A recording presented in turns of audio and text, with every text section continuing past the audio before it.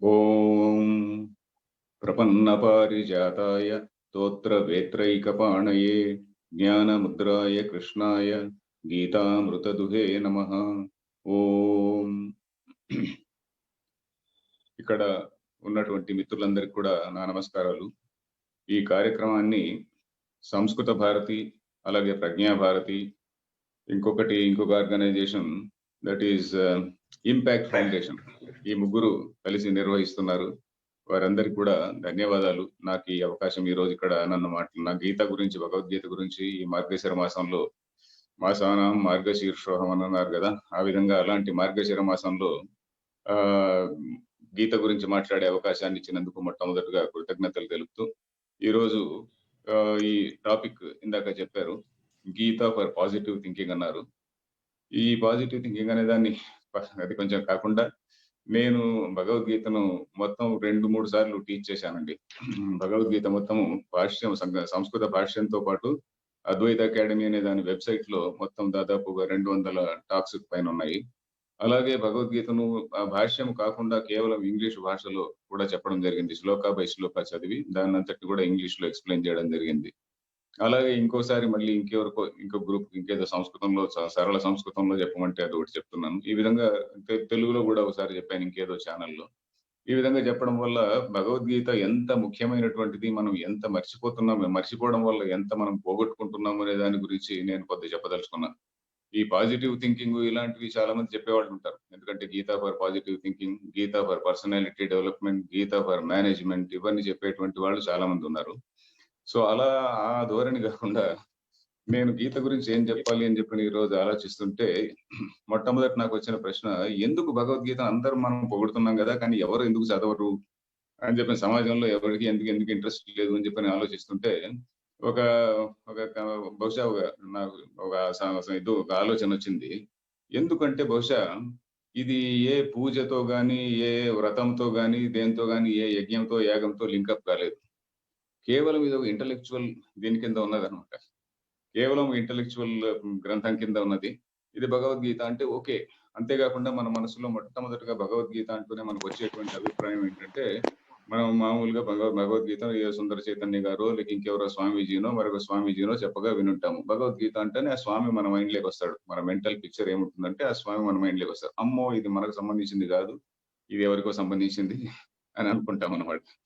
తర్వాత మనం by nature మనకు అయ్యో మనకి ఇది చదివితే మనకి ఇది ఒక పుణ్యం వస్తుంది, ఇదిగో ఈ యజ్ఞం చేసినందువల్ల, లేక ఇంకేదో యాగం చేసినందువల్ల మనకి ఇంత పుణ్యం వస్తుంది, మనకి ఏదో అక్కడ పోతాం ఇక్కడ పోతాం, కోటి జన్మల పాపం పోతుంది, అది ఇది అంటే గాని మనం చదువుతాము. లేకుంటే దాన్ని ఏదో if it is part of a puja. ఆ విధంగా ఇప్పుడు ఉదాహరణకి గీత ఏంటి, మన చండీ యాగం అని ఉన్నది. చండీ పాట అది కూడా 700 శ్లోకాలు. చండీ సప్తశతి అని కూడా అంటాం కదా, దేవి సప్తశతి అంటాం. సో వాటిని యాగంలో పార్ట్ ఆఫ్ ది చేయడం వల్ల అందరూ దాన్ని చాలా మంది, వందలాది మంది దాన్ని పారాయణం చేస్తున్నారు. అదంతా ఆ విధంగా వచ్చేసింది. సో గీత అంటే ఇప్పుడు అదే పని కట్టుకొని మనం దాన్ని ప్రచారం చేయాల్సి వస్తుంది. అరే భగవద్గీత చదవయా అని చెప్పని మనం వాళ్ళందరూ బతిమలాడి చెప్పాల్సి వస్తుంది. ఆ సందర్భంలో ఇప్పుడు ఉదాహరణకి మన సంస్కృత భారతి వాళ్ళు ఎంతెంతో కృషి చేస్తున్నారు. ఇందాక మన మిత్రులు సంజీవ్ చెప్పారు కదా, వేలాది మందితో వాళ్ళకి భగవద్గీత నేర్పించడము, వాళ్ళ చిన్నప్పటి పిల్లల నుంచి కూడా వాళ్ళకి భగవద్గీత రెసిటేషన్ ఇవన్నీ కూడా చెప్పడము, ఇవన్నీ జరుగుతున్నది అనమాట. సో గీతను ఎందుకు పాపులర్ కావడం లేదు అని ఇంకొక కారణం కూడా ఏంటంటే, మనం మామూలుగా ఏదో ఒక దేవుడి పూజ, అది ఇది వ్రతము అనే దాంట్లో మన మైండ్ చాలా కంఫర్టబుల్ గా ఉంటుంది. ఇక్కడ భగవద్గీతకు వచ్చే వాళ్ళకు మన విశ్వాసాలని మొట్టమొదటిసారిగా ప్రశ్నిస్తుంది, ఇది ఛాలెంజ్ చేస్తుంది అనమాట. మనకున్న మత విశ్వాసాలని ప్రశ్నించి దీనికి అతీతంగా నువ్వు వెళ్ళు అంటుంది. ఈ విశ్వాసాన్ని పక్కన పెట్టి you try to know what is the reality, అసలు దీనిపైన ఉన్నటువంటి తత్వం ఏంటి, ఆ తత్వాన్ని తెలుసుకో అని చెప్పని మొట్టమొదటి భగవద్గీత చెప్తుంది. వీళ్ళు ఏంటయ్యా ఇట్లా చెప్తున్నారు, ఇది భగవద్గీత మనకేదో పుణ్యం వస్తుంది అని చెప్పని అనుకుంటే అలా కాదు. ఇది ఇవన్నీ కూడా త్రైగుణ్య విషయ వేద నిస్త్రైగుణ్యో భవార్జున. ఇది వేదములుగా ఇవన్నీ కూడా ఈ రిచువల్స్ కు సంబంధించినటువంటి విషయాలు. వేదవాద రథ పార్థ నాణ్యద స్థితి వాదిన, వీళ్ళందరూ కూడా ఈ పూజలు, స్వర్గము, అది ఇది అని చెప్పని అంటున్నారు కదా, ఇదంతా వేదవాద రథ. వీళ్ళందరూ కూడా ఊరికే వేదంలో ఉన్నటువంటి అర్థవాదాలని పట్టుకొని అది చేయి ఇది చేయని అంటున్నారు, కానీ వీటన్నిటికీ అతీతంగాను వెళ్ళిపో అని చెప్పని అంటున్నారు. అది ఇదంతా మనల్ని మనకున్నటువంటి బేసిక్ ఐడియాస్ ని ఇది కొంచెం ఛాలెంజ్ చేస్తుంది అనమాట. ఛాలెంజ్ చేసి నువ్వు ఆలోచించి తత్వాన్ని తెలుసుకో అంటుంది. ఈ ఆలోచన అనేటువంటిది వచ్చే వేళకే మనకొచ్చిన ప్రాబ్లమ్. ఆలోచించి అసలైన సుప్రీం రియాలిటీ అనేది ఏదైతే ఉన్నదో, ఆ సుప్రీం రియాలిటీ గురించి నువ్వు తెలుసుకో. తెలుసుకున్న తర్వాత ఆ తత్వం యొక్క in the light of that తత్వ లేకుంటే ఆ తత్వం యొక్క వెలుగులో నీ యొక్క ధర్మాన్ని, నువ్వు చేయాల్సినటువంటి డ్యూటీని, ప్రపంచంలో నువ్వు ఏ విధంగా వ్యవహరించాలి, దీని గురించి నువ్వు నిర్వచించుకో. నీ నడవడికను నిర్వచించుకో అని చెప్పనంటుంది. ఎందుకంటే భగవద్గీతలో మొత్తం 2 చెప్పారన్నమాట రండి. ఏంటంటే మొట్టమొదట్లోనే భగవద్గీత యొక్క ప్రారంభంలోనే భాష్యకారులు కొంతమంది భాష్యకారులు రాశారు. వేదంలో చెప్పినటువంటి ధర్మము 2 స్థాయిల్లో ఉంటుందట. ఒకటేంటంటే ప్రవృత్తి ధర్మం. అంటే ప్రపంచంలో మనం ఏ విధంగా how to succeed in this world. మనం ఏదైతే మనకున్నటువంటి కొన్ని టార్గెట్స్ ఉంటాయి. అది సాధించాలి, ఇది సాధించాలి అనేటువంటిది. అవన్నీ కూడా సాధించుకో. దీన్నన్నిటిని ఏం బ్యాన్ చేయదు. Bhagavad Gita does not ban anything. మన డిజైర్స్ అనేవి దేన్ని కూడా బ్యాన్ చేయదు. ధర్మం ప్రకారము ధర్మ ఆన్ ద పాత్ ఆఫ్ ధర్మ మార్గంలో ఉంటూ నువ్వు సమాజంలో సక్సెస్ కావాలి అంటూనే చెప్తుందన్నమాట భగవద్గీత. అలాగే రెండవదేంటంటే, ఈ విధంగా నువ్వు సక్సెస్ అనే దానితోనే సంతృప్తి పడి ఉండకు. జీవితం యొక్క అర్థమేంటో తెలుసుకో. What is the meaning of life? దాని తర్వాత నువ్వు అంటే ఏమిటో తెలుసుకో. హూ ఆర్ యూ అనేటువంటిది తెలుసుకో. నీకును the so called supreme reality అంటాం గదా! పరమాత్మ అంటాం గదా! దీనికి ఉన్నటువంటి సంబంధాన్ని గురించి తెలుసుకో. ఆ సుప్రీం రియాలిటీ అంటే ఏమిటి అనేది తెలుసుకో. ఇందాక మన దక్షిణామూర్తి గారు చెప్పినట్టుగా అసలు నీ అదేంటి ఆయనేమన్నాడు, పండితుడు అయినటువంటి వాడు సమదృష్టి. పండితాః సమదర్శినః అంటారు గదా! శునిచైవ శ్వపాకేచ పండితాః సమదర్శినః. సమ అనే పదానికి అక్కడ ఏం చెప్పారంటే, ఒట్టిగా ఈక్వాలిటీ అని మాత్రమే గాకుండా, సమ అనే పదానికి పరబ్రహ్మ అనేటువంటి అర్థం చెప్పారు. సమ అంటే ఈక్వల్ అనేటువంటిది ఒక అర్థం ఉంది. బట్ అక్కడ ఆ సందర్భంలో ఏంటంటే, పరబ్రహ్మను చూడు. ప్రతి ఒక్కరిలో గూడా ఆ డివినిటీ, ప్రతి ఒక్కరిలో గూడా ఉన్నటువంటి పరమాత్మను చూడు అని చెప్పనన్నారన్నమాట. ఊరికే అందరిని ఈక్వల్‌గా చూడు అంటే అదొక సోషలాజికల్ లెవెల్‌లో సామాజిక స్థాయిలో చెప్పినటువంటిది. ఇది అలా గూడా గాదు. దానికి మించి నువ్వు ప్రతి ఒడిలో పరమాత్మను చూడు. నీలోనే కాదు. ప్రతి ఒక్క జీవిలో నువ్వు పరమాత్మను చూడు ఉంటుందన్నమాట. సో, ఈ విధంగా మనకున్నటువంటి నార్మల్ బిలీఫ్స్ ఏదైతే ఉన్నాయో వాటినన్నిటిని కూడా కదిలించి పడేస్తుంది గీత. అందుకని మనం భగవద్గీత అంటే కొద్దిగా భయపడుతుంటాం. పోతే ఇప్పుడు భగవద్గీతను పాపులరైజ్ చేయాలంటే ఏం చేయాలి? అంటే ఇప్పుడు మన వాళ్ళేం చేస్తున్నారు, దీనిలో పాజిటివ్ థింకింగ్ గురించి చెప్పారు, ఇంకేదో పర్సనాలిటీ గురించి చెప్పారు, ఇంకేదో సమ్ అదర్ థింగ్ చెప్పారు, అది ఇది హ్యూమన్ నేచర్ గురించి చెప్పారు అనంటే అవన్నీ కూడా కరెక్టే. అవన్నీ చెప్పడానికి ఇంకా చాలా మంది సైకాలజిస్టులు వాళ్ళు, వీళ్ళు మేనేజ్‌మెంట్ వాళ్ళు రకరకాలుగా చెప్తున్నారు. సో, మన వాళ్ళకు అదే అట్రాక్షన్ ఉంటుంది గానీ దీనిపైన అంత గొప్పుండదు. సో, నేను ఏ విధంగా ఆలోచిస్తున్నానంటే, ఒరేయ్! భగవద్గీత చదవకపోతే మీ పిల్లలు హిందూ మతంలో ఉండరు. భగవద్గీతలో ఉన్నటువంటి విషయాన్ని నువ్వు సరిగ్గా చదవకపోతే, నీ పిల్ల లవ్ జిహాద్‌కి గురి కావచ్చు. ఈ విధంగా మనం భయపెట్టంది ఎవడు చదవరండి. నేను I will explain why it is so. నీ మతం చాలా పనికిమాలిన మతం అని చెప్పని ఎవడో ఒకడు వేరే వాడొచ్చి మాట్లాడితే, నీ కొడుక్కు దానికి సమాధానం చెప్పే ఇది ఉండదనమాట. ఇది నేనెందుకు చెప్తున్నానంటే, I have seen so many situations. ఇక్కడే కాదండి, ఇప్పుడు వేరే దేశాల్లో నడుస్తుందండి. అమెరికాలో ఈ మధ్యనే అమెరికా నుంచి మా ఫ్రెండ్ ఒకడు ఒక మెయిల్ పంపాడు. ఆ మెయిల్‌లో ఏంటంటే దానిలో ఏమిటి ఒక సిట్యుయేషన్ ఏదో డిస్క్రైబ్ చేశారు. ఒక సిట్యుయేషన్ డిస్క్రైబ్ చేసి సతి అనేటువంటిది భయంకరమైనటువంటి ఆచారం ఇది. ఇండియాలో ఉంది ఇదిప్పుడు. ప్రతి ఒక్క any widow is just thrown into the fire అని చెప్పని దానిలో రాసి, ఇది చూడు ఇట్లాంటి సొసైటీ ఇది అని చెప్పని పిల్లలకి ఎడ్యుకేషన్‌లో మనకు అక్కడ ఏం చేస్తారంటే స్కూల్ పిల్లలకి analyze this passage ethical grounds పైన. Is it ethically right or wrong అనేటువంటి దాని గురించి. సో, ఇట్లాంటి పాసేజెస్. ఇంకా లేకుంటే ఇంకేదో you see there was a person with 1000 heads సహస్ర శీర్ష పురుషః అనే దానికి వాడు చెప్పేటువంటివి ఇదేంటంటే దాన్ని ఇంగ్లీష్‌లో వాడు ఏ విధంగా ప్రెజెంట్ చేస్తా అంటే, there was a person with 1000 heads. ఆ 1000 హెడ్స్‌లో ఉన్నటువంటి వాడికి so many hands and feet were there. దాని తర్వాత వాడి ముఖంలో నుంచి బ్రాహ్మణుడు అనేటువంటి వాడొచ్చాడు. దీనిలో కడుపులో నుంచి కడుపు అది షోల్డర్స్‌లో నుంచి క్షత్రియుడొచ్చాడు. కాళ్ళలో నుంచి శూద్రుడొచ్చాడు. ఇవన్నీ ఉన్నది. బ్రాహ్మిన్స్ దే ఎంజాయ్డ్ ఎవ్రీథింగ్ అని ఒక రకమైనటువంటి ఒక టార్గెటెడ్ అటాక్ ఆన్ హిందూయిజం ఉంటుందన్నమాట. సో, ఈ విధంగా ఏమైతున్నదంటే, మన సమాజాన్ని ఎంత విడగొట్టడానికి ఎంత మెటీరియల్ కావాలనో అంత మెటీరియల్ మిగతా వాళ్ళు చేస్తూనే ఉన్నారు. ముఖ్యంగా ఏంటంటే, సమాజాన్ని యునైట్ చేయడానికి మన ధర్మశాస్త్రాలు గాని, ఇవన్నీ గూడా ఉన్నాయి. ధర్మం అంటేనే ధారణాత్ ధర్మ ఉచ్యతే. అంటే సమాజాన్ని కలిపి ఉంచడం కోసం ఈ ధర్మము ఇవన్నీ ఏర్పడినాయి. ఆ ధర్మశాస్త్రము అంటే ధర్మం అనేటువంటిది ఎక్కడ వేదంలో ఉన్నటువంటిది. ఆ ధర్మము అనేటువంటిది ఏ విధంగా ఉండాలి? సమాజాన్ని అందరిని పట్టి పట్టి ఉంచాలా అంటే అందరికీ ఆమోదయోగ్యంగా ఉంటేనే అది పట్టి ఉంచుతుంది. ఆమోదయోగ్యంగా లేకపోతే అది పట్టి ఉంచదు. సో, అలాంటి సందర్భంలో ఇప్పుడు మనకు ఇండియాలో ఏమిటంటే, మనకు ఏ రిలిజియన్ గురించి కూడా స్కూళ్ళలో ఉండదు గాబట్టి, మనం టోటలీ పిల్లవాళ్ళందరూ గూడా చాలా ఇగ్నోరెంట్‌గా పెరుగుతారు. రిలీజన్ అంటే ఏమిటి తెలియకుండా, భగవద్గీత అంటే ఏమిటి తెలియకుండా, దానిలో ఉన్నటువంటి విషయం ఏంటో తెలియకుండా చాలా ఇగ్నోరెంట్‌గా పెరిగి ఏదో ఒకటి బీటెక్ చేయొచ్చు, మరొకటి చేయొచ్చు, ఐఐటీ చేయొచ్చు. దాని తర్వాత కూడా he continues to be ignorant. ఏది దేనిలో with respect to our own tradition. ట్రెడిషన్‌లో illiteracy, total illiteracy regarding dharma. దాని తర్వాత ఏదో అదృష్టవశాత్తు ఏదో అటు ఇటు ఏదో చూస్తుంటారు. ప్లస్ ఏదో రిలిజియన్, రిచువల్స్ పాటిస్తుంటారనమాట. సో, ఈ విధంగా ఉంటుంది. వేరే వాళ్ళు there are certain motivated people now. మన సంజీవ్ గారే నాకు కొన్నాళ్ళ క్రితం ఒకటి చెప్పారు. కాలేజీ స్టూడెంట్స్‌ను వచ్చి, "అరే! మీ మతం ఇలా ఉందయ్యా, మా మతం లేదురా" అని చెప్పని తీసుకెళ్ళడం. సో, ఈ విధంగా కాలేజీ లెవెల్‌లో కూడా ఈ విధంగా ఈ కన్వర్షన్స్ ఇవి జరుగుతున్నాయి. వీటికి how are you going to answer? Unless you know Gita, your child cannot be strong. మనం గీతలో ఉన్నటువంటి విషయాలు దాని గురించి చెప్పకపోతే దాన్ని మనకు వి కెనాట్ బి స్ట్రాంగ్. మనవాడు చాలా చాలా వీక్‌గా ఉంటాడు. సో, ఈ విధంగా మనము చెప్పాలండి. హిందూ సమాజం ఒకటిగా ఉండాలంటే, హిందూ సమాజం విడిపోకుండా, హిందూ సమాజం ఒకటిగా ఉండాలంటే, మనం భగవద్గీత చదవాలి. ఇలాంటి పాయింట్స్ మనం కొన్ని చెప్పాలి. ఈ విషయమై నేను కొంచెం ఈ యాంగిల్ నుంచి కొంచెం నేను చెప్పదలుచుకున్నా. ఇప్పుడు ఈ భగవద్గీత విషయానికొస్తే, భగవద్గీతలో ఏం చెప్తుందండి? భగవద్గీతలో నంబర్ 1 ఎవరికి చెప్పారు మొట్టమొదట? Bhagavad Gita was told to a warrior by another warrior.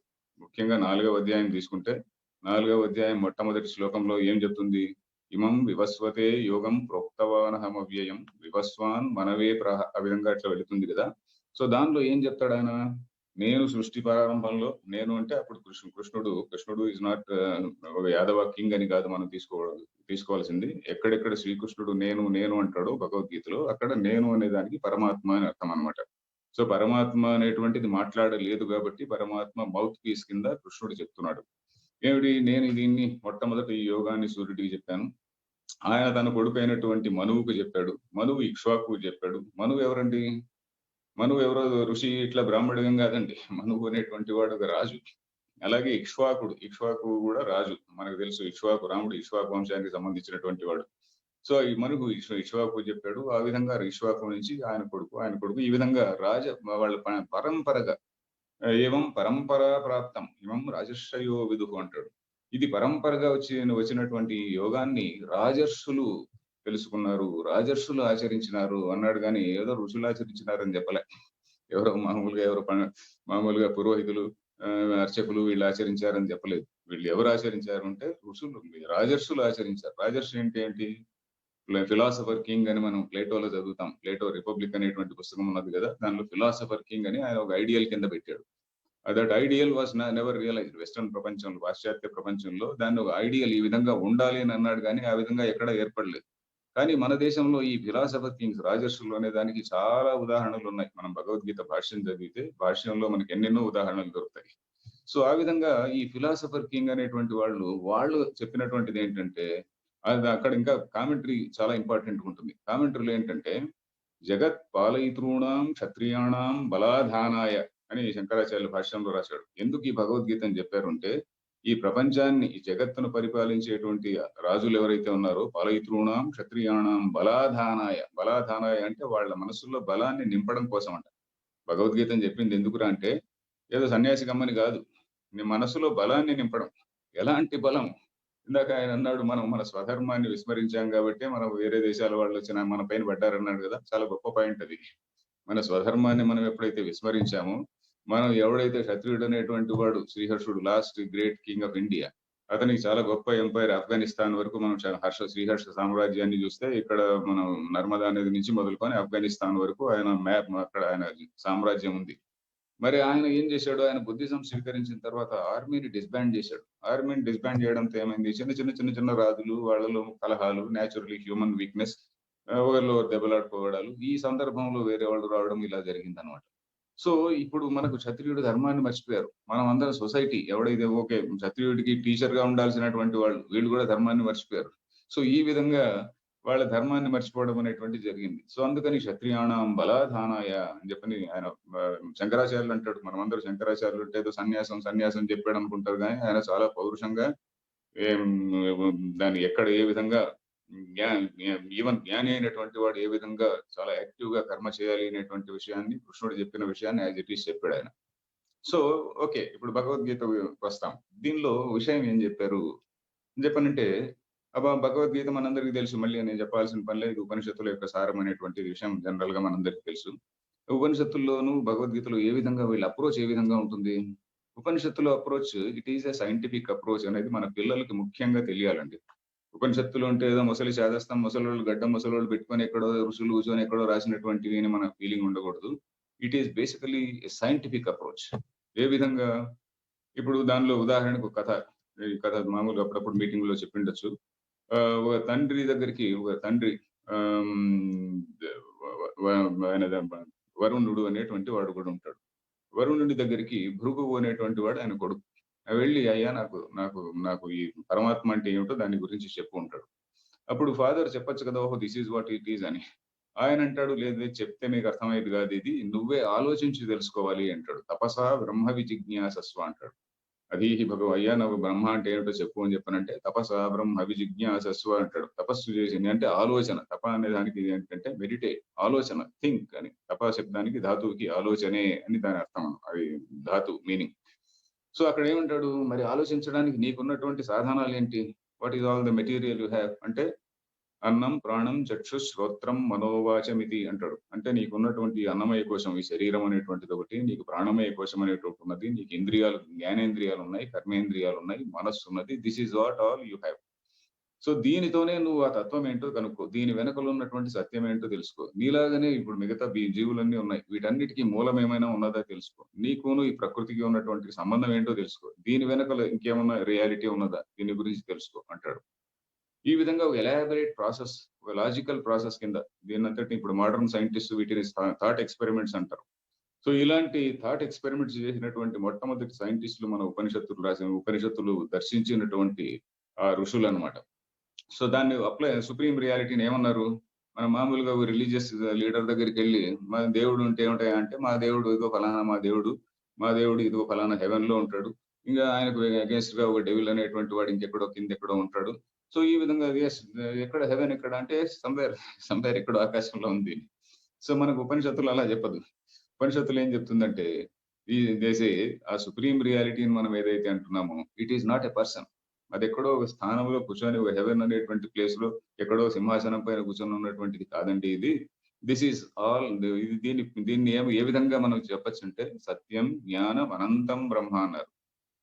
యో వేదనిహితం గుహాయాం అని చెప్పని. ఇదంతా ఎక్కడున్నది బ్రహ్మ ఎక్కడున్నది అంటే ప్రపంచమంతా వ్యాపించున్నది. శుద్ధ చైతన్యం ఇది.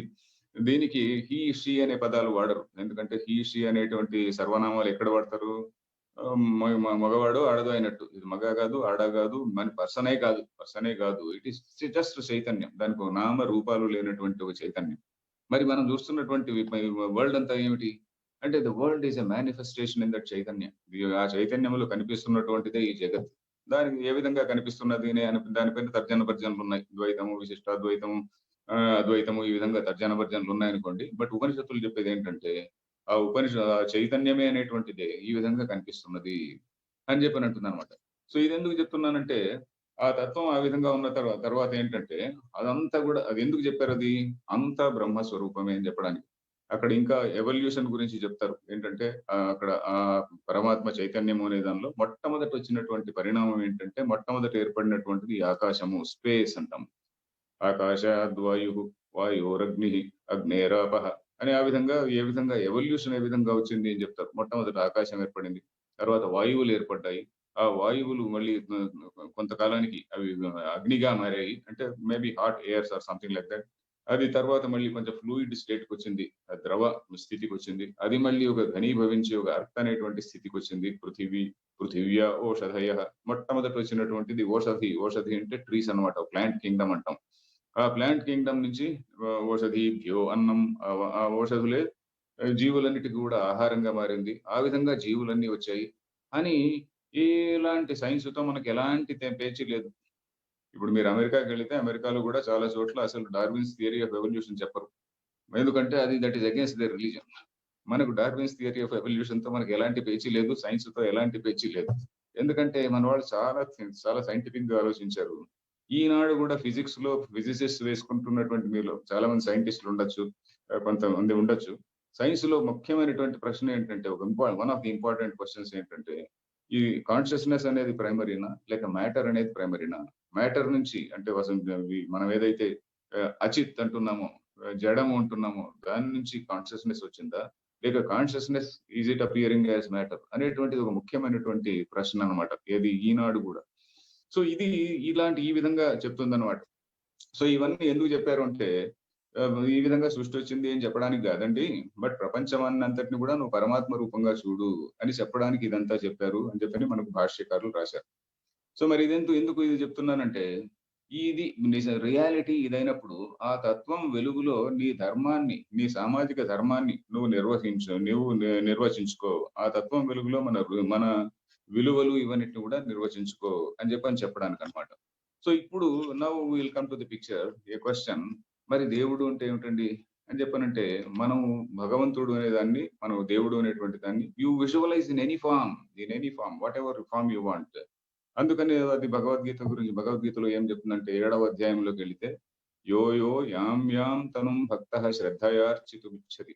ఇది ఈ ప్రశ్న ఎందుకొస్తుందంటే, "ఒరేయ్ చూడయ్యా, మీ దేశం మీలో మీ మతంలో 100 మంది దేవుళ్ళున్నారు. 100 కాదు 33 కోట్ల దేవతలున్నారు" అని చెప్తారు కదా! ఇంతమంది కోట్ల దేవతలున్నారు. మాకు ఒకడే దేవుడు. మాది చాలా సైంటిఫిక్ అని చెప్పని అంటారు కదా! సో వాళ్ళు చెప్పాల్సిందేంటంటే, అరేయ్ ఇక్కడ దేవుడు అనేది కాదయ్యా, ఒక తత్వాన్ని గురించి చెప్పారు.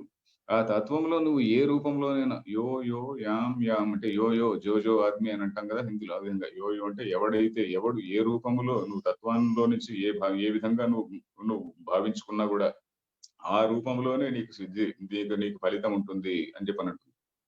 9వ అధ్యాయంలో ఇంకొక లెవెల్ ముందుకెళ్ళి, ఇంకొక అడుగు ముందుకెళ్ళి ఏం చెప్తారంటే, అది ఏంటి? "ఏప్యన్యదేవతా భక్తాః యజంతే శ్రద్ధయాన్వితాః తేపి మామేవ కౌంతేయ యజంత్యవిధిపూర్వకం." వేరే మతాల్లో ఏం చెప్పుకుంటారు? God is very jealous. Hour God is a jealous God అంటారు కదా! ఇక్కడ జెలసీ అనేటువంటిది ఏం లేదు. ఏం చెప్తుంది? అన్యదేవతా భక్తః, నువ్వు ఎవరినైనా పూజించుకో, దేన్ని పూజించినా కూడా అవన్నీ కూడా they go to only one. They go to one reality అని చెప్తుంది. అదే మనకు మామూలుగా పాపులర్ శ్లోకం కూడా మనకు తెలుసు. ఆకాశాత్ పతితం తోయం యథా గచ్చతి సాగరం అని, సర్వదేవ నమస్కారః కేశవం ప్రతి గచ్చతి అనే మాట మనకు తెలిసినటువంటి విషయమే. సో ఈ విధంగా వన్నెస్ అని ఒక్కదాన్ని ఒకటి చూడు. నువ్వు ఎన్ని రూపాలు భావించుకున్నా కూడా, 100 రకాలు 100 దేవుళ్ళు భావించుకున్నా కూడా okay, you do it in what ever manner you want. So ఇప్పుడు దీన్ని మనము దీనివల్ల మనకేం తెలిసేది? సో టాలరెన్స్ అనేటువంటిది, ఒక రిలీజియస్ టాలరెన్స్ అనేటువంటిది ఇది మన రక్తంలో ఉన్నటువంటి విషయం అన్నమాట. అనేక సంప్రదాయాలున్నాయి. అనేక సంప్రదాయాలను మనం అన్నిటిని కూడా అమాల్గమేట్ చేశాం. అవన్నిటిని కూడా హార్మోనైజ్ చేశాం. అందుకనే ఉదాహరణకి శంకరాచార్యులు ఆ కాలంలో ఆయన్ను షణ్మత స్థాపనాచార్య అన్నారు. అంటే 6 మతాల్ని స్థాపించిన వాడు అని. ఆయన కొత్తగా స్థాపించలేదు. ఆయన దేశమంతా తిరిగి అవైదికమైనటువంటి సంప్రదాయాల్ని ఇది మంచిది కాదని చెప్పి వైదిక ధర్మానికి అనుగుణంగా ఉన్నటువంటి వాటిని జోడించి, అయ్యా నువ్వు గణేశుని పూజిస్తున్నావు. యెస్ పూజించుకో. దాన్నే పరమాత్మ అని పూజించుకో. ఇంకో చోట సూర్యుడిని పూజిస్తున్నారు. ఓకే పూజించుకో. దాన్నే పరమాత్మ అని పూజించుకో. పరమాత్మ అనేదాన్ని ఉపనిషత్తులు చెప్పాయి. ఆ ఉపనిషత్తులు చెప్పిన దాన్నంతా కూడా ఈ సూర్యుడికి పట్టించు. అలాగే ఇంకొక ఆయన విష్ణువు పరమాత్మ అంటాడు. ఇంకొక ఆయన శివుడు పరమాత్మ అంటాడు. ఇంకొక ఆయన గణేష్ పరమాత్మ అంటాడు. అమ్మవారు శక్తి అనేటువంటిది పరమాత్మ అంటారు. సో ఈ విధంగా you do it in what ever manner you want అని చెప్పని మన వాళ్ళు హార్మోనైజ్ చేశారనమాట. అదే ప్రపంచంలో మిగతా చోట్ల ఎలా జరిగింది? మిగతా చోట్ల ఒక మతం వచ్చిన తర్వాత మిగతా వాటినన్నిటిని కూడా డెమాలిష్ చేసాయి. ఊచకోత కోసేసాయన్నమాట. 4th సెంచరీలో యూరప్‌లో అదే జరిగింది. యూరప్ అంటే మన రోమ్‌లో అదే జరిగింది. కింగ్ కాన్స్టంటైన్ అనే అతను మతం తీసుకున్న తర్వాత, క్రిస్టియానిటీ తీసుకున్న తర్వాత అంతవరకు యూరప్‌లో ఉన్నటువంటి రిలిజియన్ రోమ్‌లో ఉన్నటువంటి దాన్ని కొట్టిపడేసాడు ఫస్ట్. దాని తర్వాత మెల్లిమెల్లిగా యూరప్‌లో ఉన్నటువంటి వాటిని డెమాలిష్ చేశారు. అదే విధంగా 7th సెంచరీలో ఈ అరబ్ దేశాల్లో అదే జరిగింది. వెన్ ఇస్లాం స్టార్టెడ్ మిగతా వాటినన్నిటిని కూడా డెస్ట్రాయ్ చేశారు. కానీ మన దేశంలో అలా జరగలేదు. మన దేశంలో మళ్ళీ సబ్సిక్వెంట్‌గా ఏదో 14th, 15th సెంచరీ తర్వాత వైష్ణవ, శైవ కొట్లాటలు జరిగాయి. అదెందుకు జరిగాయంటే, మనం అప్పటికే ఇందాక ఎవరో పెద్ద ఆయన చెప్పినట్టుగా మనం ఆ ఉపనిషత్ సిద్ధాంతం నుంచి మనం దూరం జరిగాం. ఉపనిషత్ సిద్ధాంతం నుంచి ఎప్పుడైతే దూరం జరిగామో, అప్పుడు వి ఆర్ సీయింగ్ డివిజన్. నువ్వు వాడు వేరే, వీడు వేరే, అది వేరే, ఇది వేరే అని డివిజన్ చూస్తున్నామనమాట. సో మనకు ముఖ్యంగా ఇప్పుడు ఆహ్, డ డ ఈ ఇవన్నిటిని కూడా ఏ విధంగా మన వాళ్ళు సాల్వ్ చేశారంటే, వీటినన్నిటిని కూడా సమన్వయం చేసి, ఇవన్నిటిని కూడా హార్మోనైజ్ చేసి, నువ్వు ఏ రూపంలో పూజించినా కూడా నువ్వు ఒకే ఒక పరమాత్మను పూజిస్తున్నావు అని చాలా క్లియర్‌గా చెప్పారనమాట. అందుకని మన పిల్లవాళ్ళకి తెలుసుకోవాల్సిందేంటంటే, ఏదేమైనా మీకు ఇన్ని దేవతలు ఉన్నారు అంటే because we have not destroyed them. మేము వాళ్ళందరినీ నరికేయలేదు కాబట్టి అవన్నీ ఉన్నాయి. వి ఆర్ ఆల్ మాకు టాలరెన్స్ అనేటువంటిది మన బ్లడ్‌లో ఉన్నది. ఇట్ ఈస్ నౌ మేము ఇంత పూజిస్తున్నాం ఇన్ని రూపాల్లో అంటే only names and forms are different. నామరూపాలు వేరు గాని మేము పూజిస్తున్నటువంటిది ఒకే ఒక తత్వాన్ని. ఇదంతా మేమేదో ఇన్ని పూజిస్తున్నామంటే ఇది అజ్ఞానం వల్ల కాదు. అజ్ఞానం వల్ల కాదు. కేవలం it is just a spirit of తాత్వికమైనటువంటి ఒక తాత్విక అవగాహన వల్లనే మేము ఇవన్నీ చేస్తున్నాము అనేటువంటిది మనం చెప్పాలన్నమాట. ఎందుకంటే మన పురాణాలు తీసుకున్నా గూడా, ఇప్పుడు ఉదాహరణకు విష్ణు పురాణం తీసుకుంటే, శివుడిని పట్టుకొని ఇది డెవిల్ అనదు. వేరే మతాలేమంటాయంటే, మా దేవుడు ఒక్కడే దేవుడు, మిగతా అందరూ గూడా డెవిల్ అంటాయి. ఇప్పుడు మన పురాణాలు తీసుకోండి. శివ పురాణం తీసుకుంటే విష్ణువుని డెవిల్ అనవు. విష్ణువు is a very good friend of Shiva. ఆ విధంగానే విష్ణు పురాణము, విష్ణు మిగతా పురాణాలు ఉన్నాయి చూడండి అవన్నీ తీసుకుంటే, శివుడు అనేటువంటి వాడు చాలా very good friend or very good associate అని చెప్పండి. సో, ఆ విధంగా వీళ్ళు చెప్పారే గాని, దాన్నేదో డెవిల్ అని దాన్ని డెమాలిష్ చేయాలి, చంపేసేయాలి, ఆ విధంగా ఎప్పుడు చెప్పలేదన్నమాట. సో, ఈ విధంగా ఈ స్పిరిట్ ఆఫ్ టాలరెన్స్ అనేటువంటిది ఈ ఈనాడు ఎవడో వేరే ఎవడో వచ్చి మనకు బోధించినటువంటిది కాదు. టాలరెన్స్ అనేటువంటిది గాని, లిబరలిజం అనేటువంటిది గాని, ఇవన్నీ పెద్ద పెద్ద పదాలు ఇవి ఉన్నాయి గదా! ఇవన్నీ మనకు మన సిద్ధాంతంలో ఉన్నటువంటి విషయాలన్నమాట. సో, అదొకటి. ఇంకోటేంటంటే ఆహ్, మన ముఖ్యంగా ఇంకోటి చాలా ఆహ్, ఇంకొక ఇర్క్సమ్ అంటాం చూడు కొంచెం కొంచెం ఇన్‌కన్వీనియంట్ క్వెషన్ ఇంకోటేంటంటే, "అరేయ్! మీరందరూ విగ్రహారాధకులయ్యా" అంటారు. విగ్రహారాధకులు అంటే అదేదో తప్పు చేసినట్టు. విగ్రహారాధకులు అంటే వాళ్ళకి ఒక పెద్ద అదొక మూర్ఖమైనటువంటి ఆలోచన. విగ్రహారాధకులు ఆహ్, ఏదో చాలా తప్పు పని చేస్తున్నారు అనుకోవడము, ఆ విధంగా అనుకోవడమే ఒక మూర్ఖమైన ఆలోచన. ఎందుకు? అసలు ఎందుకు చేస్తున్నారనే దాని తత్వం ఏంటో వాళ్ళకి తెలియడం లేదు. ఈ విగ్రహాలు ఏ విధంగా ఏర్పడ్డాయి? విగ్రహం అనేటువంటిది మొట్టమొదట మనకు ఆహ్, మనకు దీనిలో వైదిక వేద మంత్రాలు అవన్నీ తీసుకుంటే అసలు మంత్రం అనేటువంటిదే ఒక దేవతకు ఒక మొట్టమొదటి దేవాలయం. మంత్రం అనేటువంటిదే దేవాలయము. ఆ మంత్రాన్ని వాడు ఉపాసననో ఏదో చేస్తున్నాడు. జపం చేస్తున్నాడు, ధ్యానం చేస్తున్నాడు. ధ్యానం చేసినప్పుడు ఆ ధ్యానానికి సహకారిగా ఉండడం కోసం ఒక చిన్న ఏదో ప్రతిమనో లేక ఏదో పెట్టుకున్నాడు. ఏదో చిన్న యంత్రం గావచ్చు, మరొకటి కావచ్చు పెట్టుకున్నాడు. మెల్లిమెల్లిగా అది ఒక చిన్న బొమ్మలాగా ఏర్పడింది. తర్వాత మెల్లిమెల్లిగా విగ్రహాలు అవి ఇవి ఏర్పడ్డాయి. ఈ విగ్రహారాధన కాదన్నవాడు అని చెప్పని అంటారు గదా! మనం బుద్ధుడిని అంటుంటాం. విగ్రహారాధన నిరసించాడు అది ఇది. అలాంటి బుద్ధుడికే మన వాళ్ళు పెద్ద పెద్ద విగ్రహాలు పెట్టారు.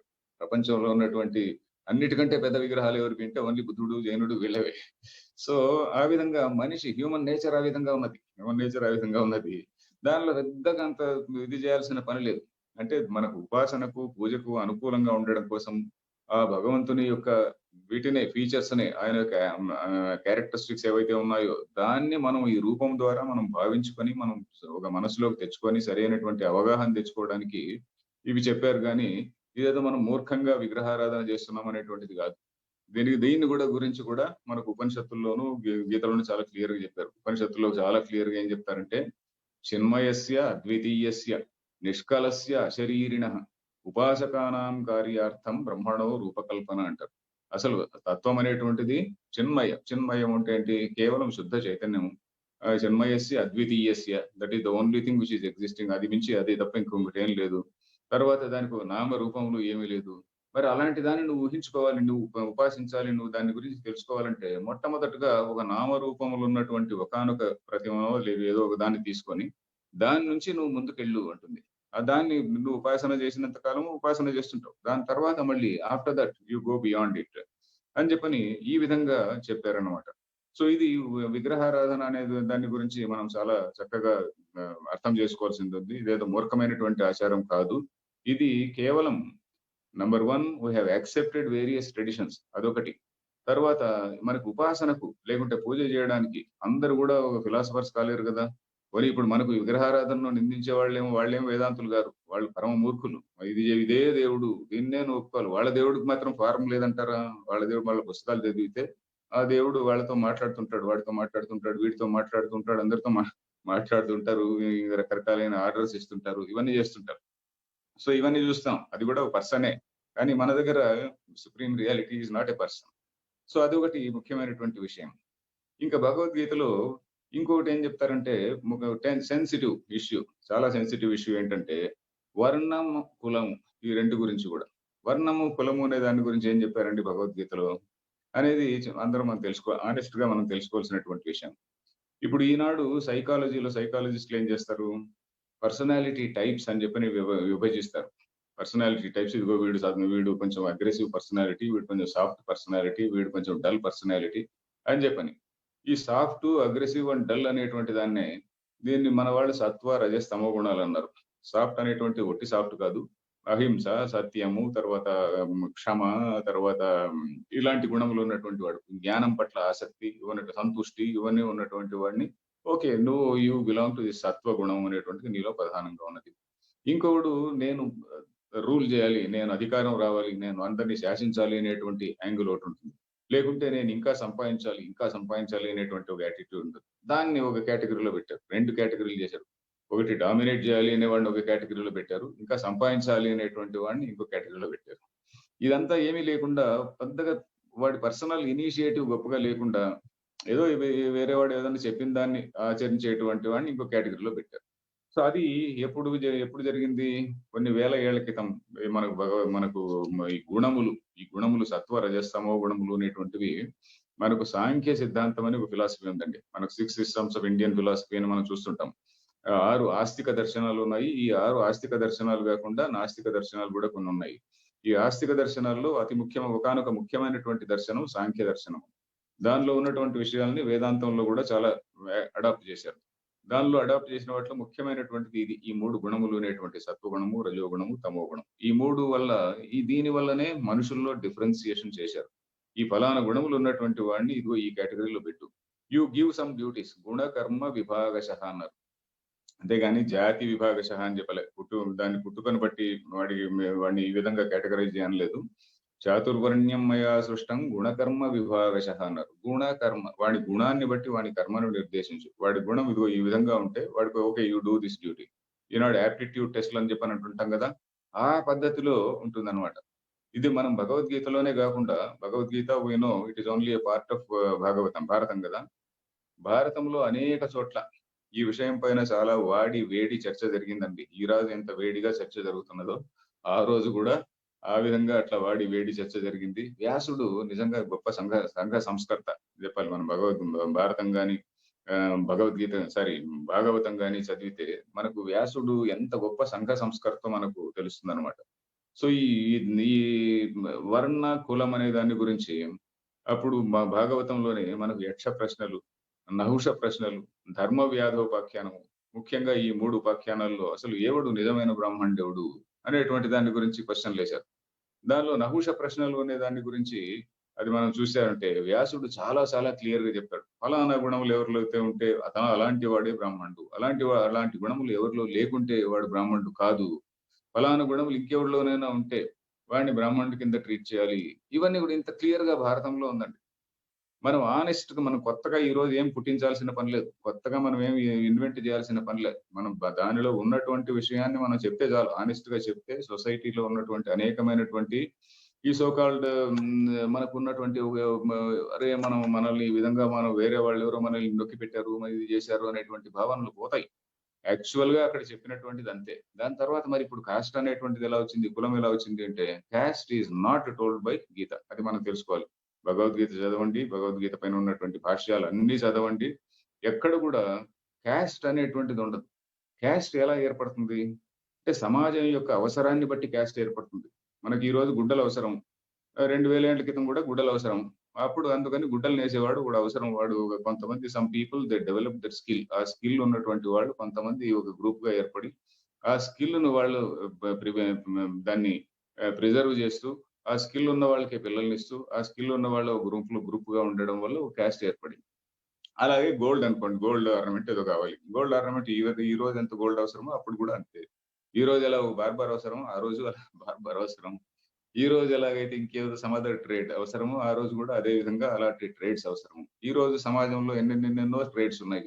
ఆ విధంగా ఆనాడు సమాజంలో అన్నన్ని రకాల ట్రేడ్స్ ఉంటాయి. ఈ ట్రేడ్స్ అన్నీ ఆనాడు ఉన్నటువంటి ట్రేడ్స్ అన్నీ మనకు తెలియాలంటే మనం రుద్రాధ్యాయం మనం గుళ్ళలో చదువుతుంటారు. రుద్రంలో చెప్పింటారు కదా!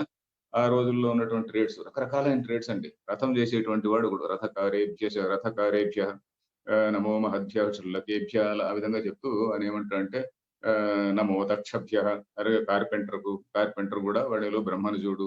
ఇంకోడు రథకారుడు ఉంటాడు బ్రహ్మనుజుడు. బౌస్ తయారు చేసేటువంటి వాడు బౌ అంటే ధనుస్సు తయారు చేసేటువంటి వాడు. వాడిలో భగవంతుడిని చూడు. ఇషుకృద్భ్యో నమః. ఇషుకృత్ అంటే బాణం తయారు చేసేటువంటి వాడు ఒకడు. సో వీళ్ళందరూ కూడా రకరకాల ట్రేడ్స్ ఆ కాలంలో కత్తులు తయారు చేసేటువంటి వాడు, బాణం తయారు చేసేటువంటి వాడు, ఇంకెవడో సమ్ అదర్ పర్సన్ ఇలాంటివన్నీ కూడా. సో కాస్ట్ అనేటువంటిది ఏ విధంగా ఏర్పడిందంటే సమాజం యొక్క అవసరాన్ని బట్టి వాడికి ఉన్నటువంటి ఆ స్కిల్‌ని బట్టి ఏర్పడినది. సో అంతేగాని caste is not something created either in the వేద.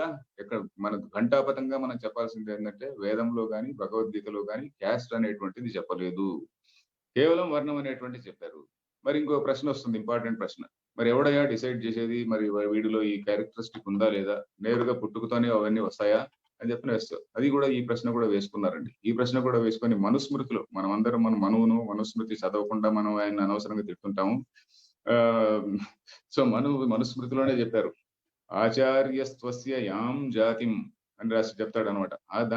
దాన్ని డిసైడ్ చేయడానికి వీడిని ఏ కులంలో, ఏ వర్ణంలో పెట్టాలి డిసైడ్ చేయడం కోసము ఆచార్యుడు పరీక్షిస్తాడంట. ఆచార్యుడు వాడు 7 ఏండ్లో 8 ఏండ్లో వచ్చిన సమయంలో వాడిని పరీక్షించి ఓహో వీడిలో ఈ లక్షణాలు ఉన్నాయి, వీడిని ఆ కేటగిరీలో పెట్టు, వీడిని ఈ కేటగిరీలో పెట్టు అని మొదట్లో ఈ వర్ణము అనేటువంటిది ఎప్పుడైతే ప్రారంభమైందో ఈ ప్రారంభమైన దశలో ఆ విధంగా పెట్టారు.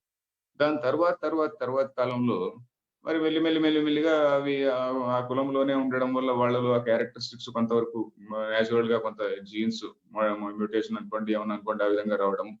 వాళ్ళలో కూడా కొద్ది రకమైనటువంటి మేము వీఆర్ ప్రిజర్వింగ్ దిస్ వేదము, దాన్ని ప్రిజర్వ్ చేస్తున్నటువంటి వాళ్ళము అనేది ఒకటి. ఆ విధంగా ఎవడికి వాడు చిన్న ఒక you call it vested interest, what ever it is, అవన్నీ ఏర్పడ్డాయి. సో ఇవన్నీ మనం ఈనాడు ఆనెస్ట్ గా ఒప్పుకోవాల్సినటువంటి విషయాలు. భగవద్గీత భాష్యంలో ముఖ్యంగా నీలకంఠ భాష్యం అని ఒకటి ఉన్నది. ఆయన నీలకంఠ చతుర్ధర అనేటువంటి వాడు భారతం మొత్తానికి భాష్యం రాశాడు, కామెంటరీ రాశాడు. ఒట్టి భగవద్గీతకే కాకుండా భారతం మొత్తానికి కామెంటరీ రాశాడు. So he knows the entire tenor of Mahabharata. భారతంలో ఎక్కడెక్కడ ఏమేమి చెప్పారు అనేటువంటి దాన్ని కూడా ఇక్కడ భగవద్గీత భాష్యంలో ఆయన రాశాడు. సో ఇవన్నీ మనం చదివితే ఆనెస్ట్ గా ఉన్నట్టు మనం కొత్తగా ఏం చెప్పాల్సిన పని లేదండి. ఆనెస్ట్ గా ఉన్నది ఇగో this is what it is. భగవద్గీత అనేటువంటిది కానీ వేదాలు కానీ క్యాస్ట్ ను క్రియేట్ చేయలేదు. ధర్మశాస్త్రాల్లో కొన్ని చోట్ల మెన్షన్ ఉన్నది. మరి ధర్మశాస్త్రాల యొక్క అథెంటిసిటీ, దాని యొక్క ప్రామాణ్యం ఎంతవరకు అంటే ధర్మశాస్త్రము ఎంతవరకు అయితే శృతి వేదంలో చెప్పిన దాన్ని కరెక్ట్ గా దాన్ని ఫాలో అవుతుందో అంతవరకునే దాని ప్రామాణ్యం. అంతేగాని అది దానికి అబ్సల్యూట్ ఇండెఫినెట్ గా అది మన కాన్స్టిట్యూషన్ 70 ఏళ్ల క్రితం వచ్చిన దానికే 100 పైన అమెండ్మెంట్స్ చేసుకున్నప్పుడు మనుస్మృతికి ఎన్ని అమెండ్మెంట్స్ చేయాల్సి వస్తుంది? Manusmriti also is like something like A constitution at that time, రాసిన టైంలో. దానిలో చాలా మంచి విషయాలు ఉన్నాయి. ఈనాడు మనకు గిట్టనటువంటి విషయాలు, మనకు సరిపోయినటువంటి విషయాలు కొన్ని ఉంటాయి. సో కాబట్టి మనం దాన్ని పట్టుకొని మీ మనుస్మృతిలో ఎలా అన్నారు అని చెప్పని ఈ రోజు మనం ఏదో పెద్ద feeling of separation, feeling of alienation ఇవన్నీ కూడా చేయడం వల్ల సమాజానికి పెద్ద నష్టం. సో బ్రిటిష్ వాళ్ళు చేసినటువంటి పని ఏంటంటే మనుస్మృతి అనేటువంటి దాన్ని మన సొసైటీ పెద్దగా దాన్ని ఎవడు పట్టించుకోలేదు కూడా. వాళ్ళు తీసి దాన్ని మనుస్మృతి అనే దాన్ని బయటికి తీసి ఇది హిందువుల గ్రంథము, ఇదో ఇలాంటి వాల్యూ సిస్టమ్ వీళ్ళకు ఉన్నది, వీళ్ళలో ఈ విధమైనటువంటి ఈ సార్ట్ ఆఫ్ దాన్ని ఏమంటాం వేరే వాళ్ళని ఎక్స్‌ప్లాయిట్ చేసేటువంటి నేచర్ ఉన్నది అని ఒక సమాజాన్ని పైన ఒక పెద్ద బ్లేమ్ వేయడం కోసం ఆ విధంగా వాడు బయటికి తీశారనమాట. అంతేగాని మనుస్మృతిలో ఉన్నదాన్ని మనం ఎవరు పాటించడం లేదు. ఎందుకంటే మనుస్మృతి ప్రకారం మనం ఈ రోజు ఎన్నెన్నో చాలా పనులు చేయాల్సి ఉంటుంది. అవన్నీ మనం ఏం చేయడం లేదు. సో ఎనీవే, సో కాబట్టి దీన్ని మనం కొంచెం ఆనెస్ట్ గా మనము అగ్రీ చేయాల్సినటువంటిది ఉన్నదనమాట. అదే విధంగా ఈ ధర్మశాస్త్రం అనేటువంటి గురించి చెప్తే ధర్మశాస్త్రము ఈజ్ నాట్ ఇన్ఫ్లెక్సిబుల్. ఇందాక చెప్పాను కదా, మనకు 70 ఏళ్ల క్రితం వచ్చినటువంటి కాన్స్టిట్యూషన్ మనం ఇన్ని అమెండ్మెంట్స్ చేసుకున్నప్పుడు ధర్మశాస్త్రం అందుకనే 40 ధర్మశాస్త్రాలు వచ్చాయి. ఒక మనుస్మృతి ఒకటే కాదు. మనుస్మృతి తర్వాత యాజ్ఞవల్క్య స్మృతి, పరాశర స్మృతి, నారద స్మృతి, శంఖలిఖిత స్మృతి, ఇట్లా బోలెడన్ని స్మృతులు వచ్చాయి. 40 స్మృతుల వరకు ఉన్నాయి దాదాపు. అంటే కాలాన్ని బట్టి, దేశాన్ని బట్టి వచ్చింది. ఇదంతా రాకూడదా అంటే అది న్యాచురల్ ఫినామినా. మనకు ఉపనిషత్తుల్లోనే చెప్పారు. ఎందుకంటే చేంజింగ్ టైమ్స్, చేంజింగ్ ప్లేస్ ని బట్టి వాల్యూ సిస్టమ్ వేరే ఉండొచ్చు. అది ఉపనిషత్తులో తైత్తిరీయోపనిషత్తులో వస్తుంది. అథ యదితే ధర్మ విచికిత్సా వా వృత్త విచికిత్సా వా స్యాత్ నీకు ఎక్కడైనా కూడా ధర్మం గురించి కానీ, నీ యొక్క నడవడిక గురించి కానీ, నీకేదైనా సందేహం వస్తే అక్కడ ఉన్నటువంటి ఆ పెద్ద మనుషులు ఎవరైతే ఉంటారో, అక్కడ ఉన్నటువంటి సత్య నిష్ట కలిగినటువంటి వాళ్ళు ఎవరైతే ఉంటారో, వాళ్ళు ఏ విధంగా ఉంటారో చెప్తే అది దాన్ని ఆచరించు. దట్ బికమ్స్ ది రూల్ అని ఆ విధంగా చెప్పారనమాట. సో, కాబట్టి ధర్మం అనేటువంటిది దేశాన్ని బట్టి, కాలాన్ని బట్టి, పరిస్థితిని బట్టి జనరల్‌గా మారుతూ ఉంటుంది. ఉదాహరణకు ఒక 100 సంవత్సరాల క్రితం మనం అన్‌టచబిలిటీని పెద్దగా సీరియస్‌గా తీసుకోలే. ఇప్పుడు untouchability is a very serious imbalance in society. దానివల్ల ఎంతో మందిలో శోభ ఉంటుంది. దాన్ని మనం గమనించాలి గదా! So, we have now accepted. ఈ రోజు మనకు ధర్మశాస్త్రం ఏంటి అంటే మన కాన్స్టిట్యూషన్ ఆఫ్ ఇండియా. ఎందుకంటే కాన్స్టిట్యూషన్ ఆఫ్ ఇండియా చాలా చక్కగా రాశారు. సో, ఆ కాన్స్టిట్యూషన్ అనేటువంటి దాన్ని మనం ధర్మశాస్త్రం కింద మనం యాక్సెప్ట్ చేయాలి. సో, అందుకని అది ఇట్లాంటివి కొన్ని మనము చాలా భగవద్గీతకు, కాన్స్టిట్యూషన్‌కు ఎలాంటి పేచీ లేదండి. అది మనం గ్యారంటీ చెప్పుకోవచ్చు. భగవద్గీత మనం క్షుణ్ణంగా చదివితే గాని ఎంత లిబరల్ వాల్యూ సిస్టమ్ ఉందండి ఇందులో. ఎంత లిబరల్ వాల్యూ సిస్టమ్ ఉన్నది. తరువాత ఆహ్, ఇంకొక విషయం ఏంటంటే ఇప్పుడు ఇంకొక ప్రశ్న ఏంటంటే మనము సమాజంలో ఏ విధంగా హౌ ఆహ్, ఎవ్ ఎవ్ మనిషి ఏ విధంగా సమాజంలో తన కర్తవ్యాన్ని చేయాలి అనేటువంటిది. మనిషి ఏ విధంగా మన స్వధర్మం అనేటువంటిది ఒకటున్నది గదా! మనిషి ఏ విధంగా కర్తవ్యాన్ని పనిచేయాలి అనేటువంటిది అంటే దానికి చెప్పినటువంటిదేంటంటే, "నువ్వు ఈశ్వరార్పణ బుద్ధితో పని చెయ్యన్నారు." ఒక టెక్నికల్ టర్మ్. ఈశ్వరార్పణ బుద్ధి అంటే ఏమిటి? ఇప్పుడు ఈశ్వరుడు అంటే ఏమిటండి? ఈశ్వరుడు అంటే మనకు ప్రపంచాన్ని అంతటిని ఆహ్, రూల్ చేస్తున్నటువంటి ఒకానొక కాస్మిక్ మైండ్ అని చెప్పి నన్ను భావిద్దాం. ఒక కాస్మిక్ మైండ్ అని భావించుకుంటే, తర్వాత నాకు టైం ఎంతుందో తెలీదండి. ఎవరో చెప్తే నేను ముగిస్తా. ఎవరన్నా చెప్తారా అండి టైం ఎంతుందో? నేను బిగినింగ్‌లో అడగాల్సుండే. సార్ 8:30 వరకు ఉన్నది సార్. ఓహ్! ఇంకొద్దిగా 10 నిమిషాలు చెప్తానులెండి. ఒక 10 మినిట్స్ చెప్పిన తర్వాత ఒక 20 minutes question and answer session చేద్దాం. ఓకే. తర్వాత ఇప్పుడు మనిషి ఏ విధంగా తన కర్తవ్యాన్ని చేయాలి అని చెప్పనంటే, ఈ మనకు శుద్ధ పరమాత్మ అనే దాని గురించి తెలుసుకున్నాం గదా! దాని యొక్క in the light of that దాని యొక్క వెలుగులో మనం ఏ విధంగా చూడాలి అంటే, ప్రపంచంలో ఆహ్, ఇప్పుడు ఏమిటి భగవద్గీతలో ఇదేంటి మన వాట్ ఈస్ దిస్ ఈశ్వరార్పణ బుద్ధి అని చెప్పనన్నాను గదా! ఈశ్వరార్పణ బుద్ధి అంటే ఏమిటి? ఈశ్వర అనే దాన్ని మనం ఏ విధంగా అర్థం చేసుకోవాలండి? ఒక కాస్మిక్ ప్రిన్సిపల్, ఒక కాస్మిక్ స్కీమ్ అనుకోండి. ఆ కాస్మిక్ స్కీమ్ ఏంటి? ప్రతి మనిషి గూడా ఇంకొక మనిషి పైన ఆధారపడి ఉన్నాడు. ప్రతి మనిషి ఇంకో దాని ప్రతి మనిషి గూడా ప్రతి నిమిషం గూడా మనం ఈ పంచభూతాల పైన ఆధారపడినాం. ఫర్ ఎగ్జాంపుల్ మనం ఇప్పుడు మాట్లాడుతుంటే మనం బ్రీతింగ్ గాలి ప్రతి క్షణం గాలి పీల్చుకుంటున్నాం. ప్రతి few minutes we need water. ప్రతి few hours we need some food. So, ఈ విధంగా మనం ప్రకృతి పైన ఆధారపడ్డాము. మనం సమాజం పైన ఆధారపడ్డాము. నా ధర్మాన్ని నేను నిర్వర్తించకపోతే ఎదుటి వాడికి నేను అన్యాయం చేస్తున్నాను. అన్యాయం చేయడం వల్ల వాడికి శోభ కలగడమే కాకుండా వాడు నా పైన మళ్ళీ దాడి చేస్తాడు. సో, సమాజంలో ఒక అశాంతి ఉంటుంది. సో, ఈ విధంగా ఎప్పుడైతే ఎదుటి మనిషిలో కూడా నువ్వు భగవంతుడిని చూస్తావో, ఎదుటి మనిషిలో భగవంతుడిని చూసినప్పుడు ఇంకా ఎదుటి వాడికి అన్యాయం చేస్తున్నావు అనేటువంటి ప్రశ్నే రాదు. So, that is what is ఈశ్వరార్పణ బుద్ధి. సో, మొట్టమొదట్లోనే మనం ఈశ్వరార్పణ బుద్ధి ప్రతి ఒక్కడికి వస్తుందా? అంటే రాకపోవచ్చు. కానీ జ్ఞాని అనేటువంటి వాడికుంటుంది. జ్ఞాని అనేటువంటి వాడు సమదర్శి. అందరిలో గూడా భగవంతుడిని చూస్తాడు కదా!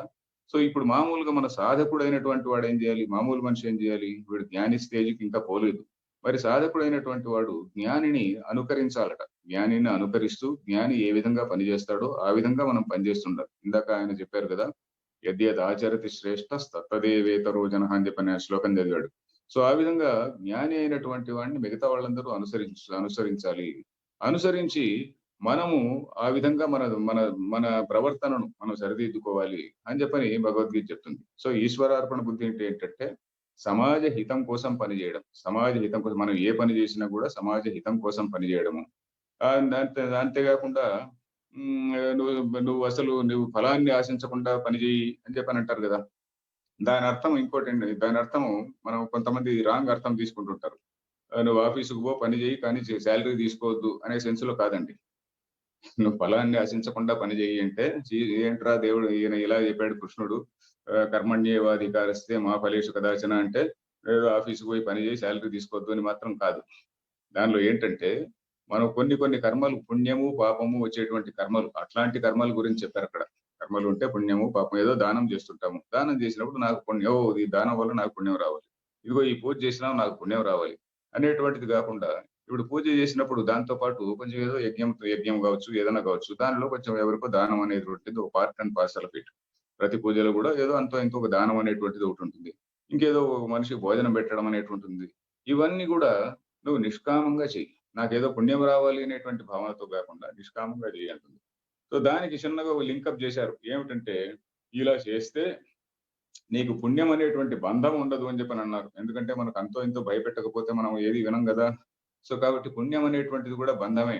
పాపం అనేటువంటిది మనిషికి బంధం ఎలాగానో, పుణ్యం అనేటువంటిది కూడా బంధమే. సో, పాపం అనేటువంటిది ఎప్పుడో ఒకప్పుడు రిజల్ట్ ఇచ్చి తీరాల్సిందే. సో, దానికంటే యూ హావ్ టు గెట్ ఒక చిన్న పునర్జన్మ ఏదో కావాలి. అదే విధంగా పుణ్యం అనేటువంటిది అనుభవించడానికి కూడా మళ్ళీ ఏదో పునర్జన్మ కావాలి.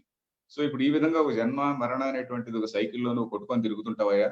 నువ్వు దీని నుంచి లిబరేట్ కావాలి. దీని నుంచి లిబరేట్ కావాలి అంటే అర్థం ఏం చేయాలి? నువ్వు ఈశ్వరార్పణ బుద్ధితో పని చెయ్యి. నిష్కామంగా పని చెయ్యి. నువ్వు పని చేస్తున్నావు గాని కోరవద్దు అని. అంతేగాని మనం లైవ్లీహుడ్ కోసం ఏదో ఎక్కడో ఆఫీస్‌లో పని చేస్తుంటే సాలరీ తీసుకోవద్దని మాత్రం కాదండి. ఎందుకంటే ఈ శ్లోకాన్ని మనం చాలా జాగ్రత్తగా అర్థం చేసుకోవాలి. చాలా మంది ఆ శ్లోకాన్ని గురించి భయపడతారు. ఏది కర్మణ్యేవాధికారస్తే మా ఫలేషు కదాచన అనే దాని గురించి చాలా భయపడుతుంటారు. భగవద్గీత చదివితే మనకు చాలా క్లియర్‌గా భాష్యాలు, కామెంటరీస్ అన్ని సరిగ్గా వింటే మనకు సరిగ్గా తెలుస్తుందనమాట. సో, దానిలో ముఖ్యంగా చెప్పేదేంటంటే, ఈ లోక సంగ్రహం అని చెప్పనంటారు. లోక సంగ్రహార్థం. లోక సంగ్రహం అంటే ఏంటి? ప్రపంచానికి మిగతా మనుషులకి మార్గదర్శకంగా ఉండడానికి. సో, జ్ఞాని అయినటువంటి వాడు అతను కూడా కర్మ చేస్తూనే ఉంటాడు. ఉదాహరణకు శ్రీకృష్ణుడు జ్ఞాని. శ్రీకృష్ణుడు జ్ఞాని కాబట్టి జ్ఞాని అయినప్పటికీ కూడా ఆయన కర్మ చేస్తూనే ఉన్నాడు. ఆ జ్ఞాని అయినటువంటి వాడు అతనికి ఆ కర్మ ఫలమేమి ఉండదు. ఎందుకంటే అతను ఆల్రెడీ ఈశ్వరార్పణ బుద్ధి అనేటువంటి దాన్ని కూడా దాటిపోయి ప్రపంచాన్నంతటిని కూడా బ్రహ్మ దృష్టితోనే చూస్తుంటాడు. ప్రతి మనిషిలో ఒక పరబ్రహ్మను చూస్తుంటాడు. పరమాత్మను చూస్తుంటాడు. సో, అలాంటి వాడికి ఆ యొక్క కర్మ ఫలితము అనేటువంటిది ఉండనే ఉండదు. సో, ఇట్లాంటి విషయాలు మనకు భగవద్గీతలో కొన్ని కొన్ని తెలుస్తాయి. సో, సమాజంలో ఇప్పుడు ఈనాడు ఉన్నటువంటి అనేకమైనటువంటి ప్రశ్నలు మనకు ఏది ఇంతమంది దేవుళ్ళెందుకు అనే దాని గురించి ఒక ప్రశ్న. అసలు ఆ 33 కోట్ల దేవతలు అనే దాని గురించి ఇంకా చెప్పాలంటే ఉంది. కానీ టైం లేదు కాబట్టి 2 నిమిషాలు మాత్రం చెప్తా. 33 కోట్ల దేవతలున్నారు అనేటువంటిది చాలా చాలా తప్పుడు అవగాహనండి. సో, మనకు అది ఎక్కడొస్తుందంటే 33 అనేటువంటిది ఏ విధంగా వస్తుందంటే, బృహదారణ్యకోపనిషత్తు అనే ఒక పుస్తకం ఉన్నది. ఆ పుస్తకంలో అదేంటి శాకల్య బ్రాహ్మణము అని ఒక చాప్టర్ ఉన్నది. శాకల్య బ్రాహ్మణం. అది దయచేసి చూడండి. శాకల్య బ్రాహ్మణము అని. సో, దానిలో ఒక డిస్కషన్ ఉన్నది. ఎంతమంది దేవుళ్ళు అని చెప్పని ఒక డిస్కషన్ ఉన్నది. సో, దానిలో యాజ్ఞవల్క్యుడు అని చాలా గొప్ప ఋషి. సో, ఆ విధంగా ఆయన మొట్టమొదటిగా 3306 అంటాడు. ఎవరు వాళ్ళందరి పేర్లు చెప్పు అంటాడు ఇంకోడు. అంటే లేదు లేదు ఆ 3306 మంది కూడా 33 దేవతల గణముల యొక్క వేరు వేరు రూపాలు అంటాడు. ఆ 33 ఎవరు? అంటే ఓకే. ఆ 33 అంటే ఎవరు అంటే ఏదో చెప్తాడు. వసువులు, రుద్రులు, ఆదిత్యులు అంటాడు. మనకు తెలుసు కదా! వింటుంటాం అప్పుడప్పుడు ద్వాదశాదిత్యులు, ఏకాదశ రుద్రులు అది ఇది అంటుంటాం గదా! 11 మంది రుద్రులు, 12 మంది ఆదిత్యులు, తర్వాత ఒక 8 మంది వసువులు, అష్ట వసువులు అంటుంటాము. దాంతో పాటు ఇంద్రుడు, బృహస్పతి ఇవన్నీ కలిపితే గాని 33 అంటాం. అంటే 33 రకాలైనటువంటి గాడ్స్ అని. వీళ్ళంతా ఎవరు భిన్నమైనటువంటి స్వరూపాలా? వీళ్ళు ఎవరికి వాళ్ళు వేరు వేరు స్వరూపాలా?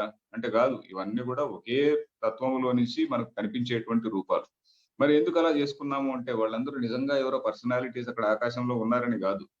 మనిషి పుట్టినప్పటి నుంచి శరీరం పెరగడానికి గావచ్చు, మనసు పెరగడానికి గావచ్చు, మనం మనిషికి పెరగడానికి పనికొచ్చేటువంటి వాటిని వాసయతి ఇది వసువులు. వసువు అంటే వాసయతి. అంటే మనం మనిషి బతకడానికి కావాల్సినటువంటి మనిషిని పుష్టిగా చేయడానికి కావాల్సినటువంటి ప్రకృతిలో మనం చూసేటువంటి అనేక విషయాలని వసువులు అన్నారు. అదే విధంగా రుద్రులు అనే దాని గురించి మనకు 10 ఇంద్రియములు, తర్వాత మనస్సును వీటిని రుద్రులన్నారు. దాని తర్వాత మళ్ళీ ఆదిత్యులు అంటే ఏంటంటే మెల్లిగా ఆదదాతి ఇది ఆదిత్యః అన్నారు. అంటే మెల్లిగా మన జీవితాన్ని తీసుకొని పోతున్నదనమాట. ఆదిత్యుడు సూర్యుడు ఏం చేస్తాడు? సైకిల్ తిరుగుతుంది గదా! సైకిల్ తిరుగుతున్నప్పుడు every passing day we are closer to the grave గదా! సో, ఆ విధంగా మళ్ళీ మెల్లిగా తీసుకెళ్ళేటువంటి అలాంటి తత్వాలు కొన్ని ప్రపంచంలో మన యూనివర్స్‌లో ఉన్నాయి. వాటిని మనం ఆదిత్యులన్నాం. సో, వీటిని మనము ఊరికే ఒక సింబాలిక్‌గా ఈ విశ్వంలో ఉన్నటువంటి తత్వాల్ని మనం దానికి దేవతలు అని పేరు పెట్టాం అంతే గాని, అక్కడేదో దేవుడు అక్కడ ఉన్నాడని కాదండి. సో, ఇవి మనకు యాక్చువల్లీ మనకు ఫిలాసఫీ మన ఉపనిషత్తు చదివితే ఉపనిషత్తు ఈజ్ ప్యూర్ ఫిలాసఫీ. అదేదో మనకు ఋషులు ఎక్కడో ఏదో ఏదో పూజలు చేసుకుంటూ ఏదో చాదస్తంగా రాసినటువంటి ఇవి కాదు. వాళ్ళు ప్యూర్ సైంటిఫిక్ థింకింగ్ తో రాసినటువంటివి గమనించినటువంటి సత్యాలు ఇవన్నీ కూడా. సో 33 కోట్ల దేవతలు ఉన్నారు మీకు అని చెప్పని ఎవరన్నా అంటే 33 కోటి, కోటి అనే పదం ఎందుకు వచ్చింది అంటే, కోటి మీన్స్ కేటగిరీ, మనుష్య కోటి, జంతు కోటి, ప్రాణి కోటి అంటుంటాం కదా, కోటి అంటే కేటగిరీ అని. సో ఇది మనం దయచేసి గుర్తుపెట్టుకోవాల్సినటువంటి విషయం. సో ఈ విధంగా మనకు భగవద్గీత చదివితే మనకు ఉన్నటువంటి అనేకమైనటువంటి మన సమాజం పైన వస్తున్నటువంటి అనేక విమర్శలకి మనం సమాధానం చెప్పొచ్చు. మన పిల్లలు వేసేటువంటి ప్రశ్నలకు మనం సమాధానం చెప్పొచ్చు. ఏంటి డాడీ మనకి ఇంతమంది దేవతలు ఉన్నారంట అంటే మనం క్లియర్ గా చెప్పొచ్చు అనమాట. ఏమిటి మనం ఏదో క్యాస్ట్ ఇవన్నీ కూడా ఉన్నాయంటే, అరే ఇది కాదయ్యా, it is not like that, this is what it is అని. ఇప్పుడు మోడర్న్ స్వాములు అందరూ చెప్తున్నారు. ఇంకా పాతకాలం స్వాములు కొంతమంది చెప్పడం లేదు కానీ మోడర్న్ స్వాములు ఉదాహరణకి ఇప్పుడు శంకరాచార్య మన వీళ్ళెవరు, మన చిన్మయానంద కావచ్చు, వివేకానంద నుంచి మొదలుకొని వివేకానంద, చిన్మయానంద, తర్వాత మిగతా all the modern swamis, Ramakrishna Paramahamsa school కావచ్చు, ఇంకో స్కూల్ కావచ్చు, వీళ్ళందరూ కూడా వీటినన్నింటినీ కూడా క్లియర్ గా చెప్తున్నారు. సో ఇది ఇంకా ప్రజల్లో బాగా వెళ్ళాలండి. వెళ్ళి ఇట్ ఈస్ ఓన్లీ దెన్ మన సమాజం ఒకటిగా ఉండాలంటే భగవద్గీత బాగా ప్రాచుర్యంలోకి రావాలి.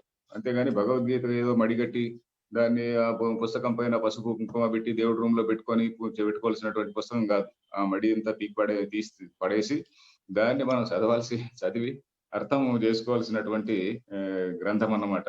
సో ఇది నా యొక్క విజ్ఞప్తి. తర్వాత ఇంకా గీతలో ఇంకా సైకాలజీ ఇవన్నీ గురించి కూడా చెప్పారు. అదంతా మనకు 14th చాప్టర్ నుంచి తీసుకుంటే మొత్తం అంతా హ్యూమన్ సైకాలజీ అంతా అందులో వస్తుందన్నమాట.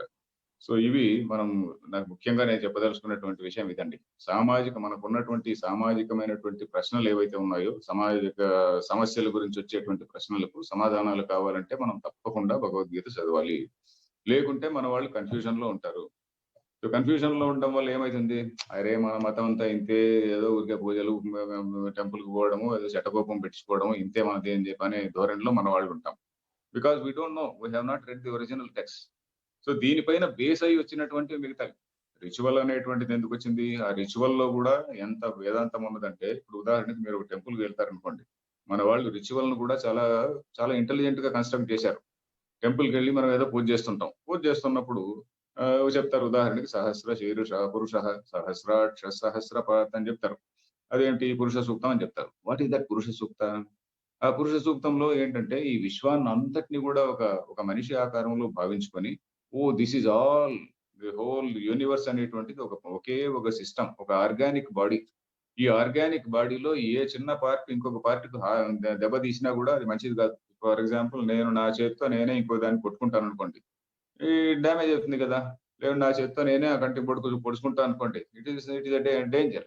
సో ఆ విధంగా ఇది హోల్ విశ్వం అంతా కూడా ఒక ఆర్గానిక్ బాడీ. దీనిలో ఒకడు మరొకటికి ఇది చేయకూడదు, ఒక అన్యాయం చేయకూడదు, అపకారం చేయకూడదు. సో ఇట్లాంటివి ఉపాసన, విరాట్ ఉపాసన అంటారు. ఈ విరాట్ పురుషుడు అనే దాన్ని మనం ఉపాసన చేసుకోవడం, ఇది విశ్వం అంతా కూడా భగవంతుని యొక్క స్వరూపమే అని. ఇది మనకు చాలా చోట్ల కనిపిస్తుంది. ఈ విరాట్ పురుషుడు యొక్క ఈ మన ఉపాసన అనేటువంటిది శ్రీమద్ భాగవతం చదివితే భాగవతంలో కూడా 2-3 చోట్ల అది విరాట్ ఉపాసన గురించి ఫుల్ చాప్టర్సే ఉన్నాయి. సో మన వాళ్ళు ఈ రిచువల్స్ లో కూడా టెంపుల్ కి పోయి పూజ చేసినప్పుడు కూడా ఈ విరాట్ ఉపాసన ఉంటుంది. మనం నిజంగా అసలు అది మంత్రాలు వింటే, అరే ఇంత గొప్ప గొప్ప ఐడియాస్ ఉన్నాయి అని చెప్పని మనకు తెలుస్తుంది. ఆ టెంపుల్ లోనే ఇంకా ఉత్తర నారాయణం అని కూడా చెప్తుంటారు. స బ్రహ్మ స శివ స హరిసేంద్ర సోక్షర పరమస్వరాట్ అంటాడు.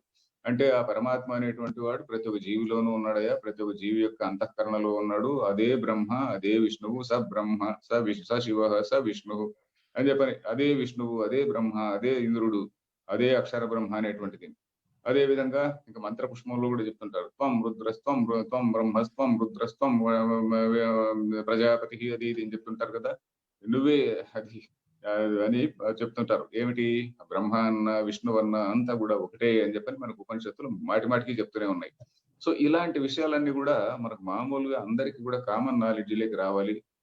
రావాలంటే భగవద్గీతను చాలా మంది ఈ ఏదో దీనిలో డెవలప్మెంట్ గురించి ఉన్నది, పర్సనాలిటీ డెవలప్మెంట్ గురించి ఉన్నది, ఇంకేదో పాజిటివ్ థింకింగ్ గురించి ఉన్నది అనేటువంటి పక్కన పెట్టేసి దీనిలో ఉన్నటువంటి సామాజిక విషయాల్ని మనం టార్గెట్ తీసుకోవాలి. ఎందుకంటే you have to hold the bull by the horns అని అంటారు ఇంగ్లీష్ లో.